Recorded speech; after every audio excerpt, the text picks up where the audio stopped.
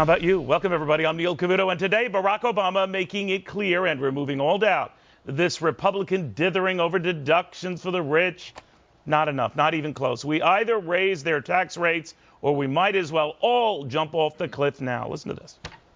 When it comes to the top 2%, what I'm not going to do is to extend further a tax cut for folks who don't need it, which would cost close to $1 trillion. And it's very difficult to see how you make up that $1 trillion, if we're serious about deficit reduction, just by closing loopholes and deductions.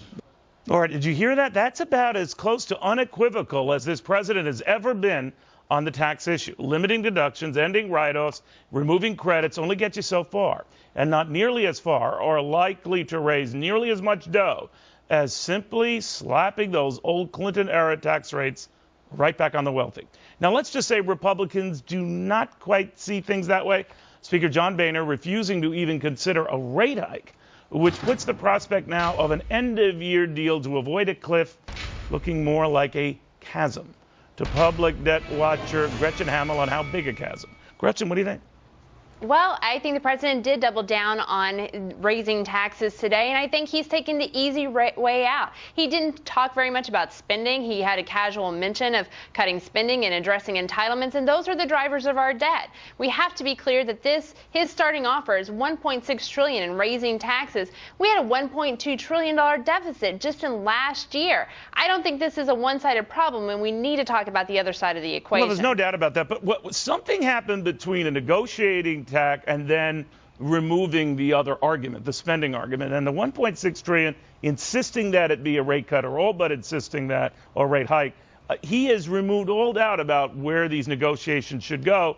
Is he interpreting or over-interpreting the election too much? He says the American people support that view. What do you think?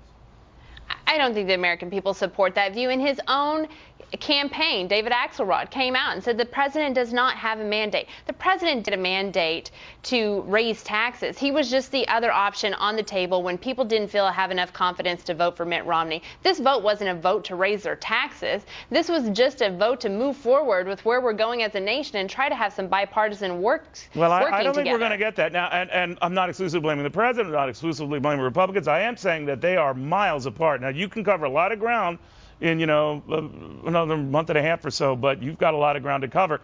So someone's got to blink here. I think the president, because many of his critics say he blinked 2 years ago, doesn't want to blink again. Now, the irony here is that 2 years ago, when he opted to extend all the Bush rates, he did so because the economy was too fragile to even tamper with raising taxes at the time. It's even more fragile now. The GDP is actually lower now.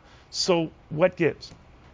Absolutely. The economy is still in a very fragile state. And if we are to continue a recovery, as slow as it may be, it is a recovery, we need to continue that, and we cannot raise taxes at this time.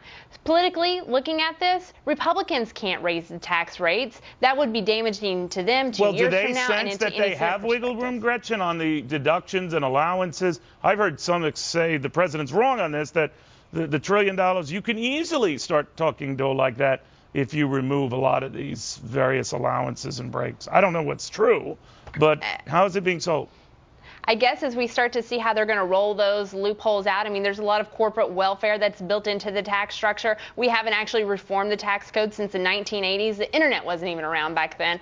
So I think there is an opportunity here for them to roll out these items, and let's see where we're at. But I just don't see how you can outright dismiss that we don't get there with closing some of those loopholes and deductions first. Gretchen, thank you very much.